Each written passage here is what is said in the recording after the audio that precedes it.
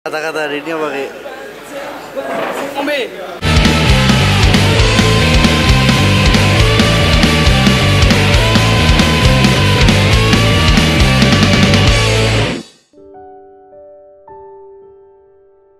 Dalam setiap show MCPR atau ketika kita setiap show sebuah band itu ada orang-orang yang bisa dibilang dia mungkin tidak terlihat di stage, tapi memang dia itu sangat berjasa bahkan sebelum pre-event atau pre-eventnya mereka memang benar-benar kerja keras di situ gitu ya. Dan mungkin kalau teman-teman yang lain menganggap bahwa posisi kru itu adalah orang yang membawakan alat atau orang yang ngebantu si player di atas panggung, kalau sebatas itu sih menurut saya salah. Karena ada bagian-bagian penting yang justru kita masih berkesinambungan di situ. Saya menganggap mereka adalah tim produksi yang sangat penting gitu loh. Sangatlah penting ketika kita mau show atau kita mau recording atau bahkan ketika kita latihan sekalipun, peran-peran orang-orang seperti itu untuk bertukar pikiran itu sangat kita butuhkan gitu. Apalagi untuk band-band ketika kita sudah dihadapkan dengan industri-industri, kita main di show apa gitu kan, yang mengharuskan untuk kita lebih profesional mulai dari equipment, kita mulai profesional mulai dari waktu dan lain-lain. Itu memang kita dipertaruhkan di situ, dan player aja nggak cukup gitu.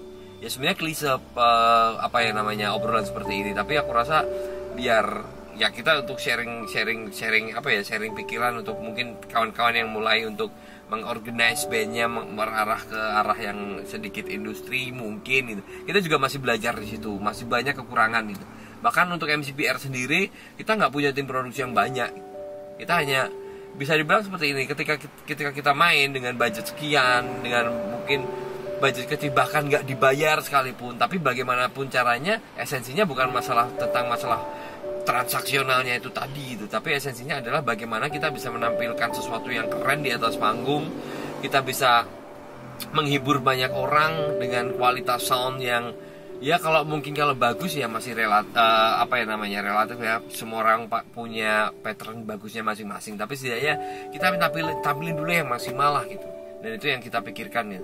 Tim kecil dari MCPR itu, tim produksi itu mungkin bisa dibilang kalau harus saya kenalkan, itu ada Bagas, dia itu adalah teknisi gitar dan juga hampir semuanya lah kalau urusan gitar, efek dan sound yang dihasilkan MCPR ya itu tangan dia semua gitu. Kemudian untuk engineer kita percayakan kepada Hendra Pete, itu udah cukup lama sih sebenarnya untuk dia berada di FOH ketika MCPR main, itu udah beberapa tahun ini juga kita pakai dia gitu. Kemudian untuk tim manajerialnya sendiri juga nggak banyak orang gitu. Untuk manajer masih Muam yang nge-backup untuk urusan, kadang juga untuk urusan media ataupun urusan videografi, kemudian fotografi masih dia yang handle gitu.